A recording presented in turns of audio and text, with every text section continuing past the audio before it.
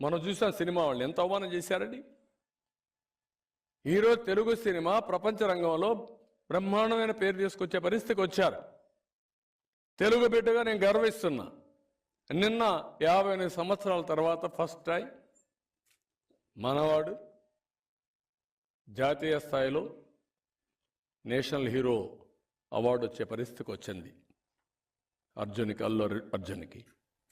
ఇది గర్వించదగ్గ విషయం. ఆర్ఆర్ఆర్కి ఎన్నో అవార్డ్స్ వచ్చాయి.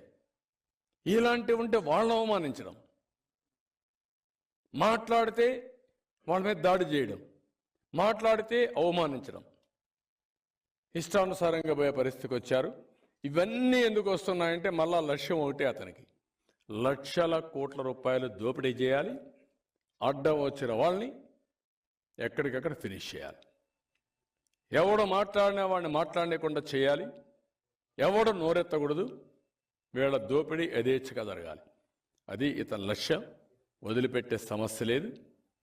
నిన్నే మీరు చూశారు, మాట్లాడితే వీళ్ళు ఇష్ట ప్రకారం మాట్లాడే పరిస్థితికి వచ్చారు. ఏమీ లేకపోయినా ఏదో బ్రహ్మాండంగా ఉన్న బ్రహ్మాండంగా వై నాట్ 175 అన్నారు. ఇప్పుడు అవుతా ఉంది why not 175 against you, why not 175 for Telugu Desam. ఇవన్నీ చేసిన తర్వాత మీలాంటి వ్యక్తి రాజకీయాలకు అర్హత లేని వ్యక్తి, రాజకీయాల పేరు చెప్పడానికి కూడా అర్హత లేదు. ప్రజాసేవకు వచ్చిన వ్యక్తుల్ని రాజకీయాల్లో గౌరవించాలి కానీ ఇలాంటి దుర్మార్గం కాదు.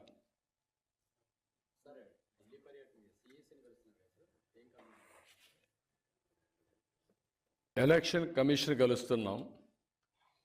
Hello, this is Sidhu Jonalagada. I want to wish Hit TV app all the success for their launch. Please download the app.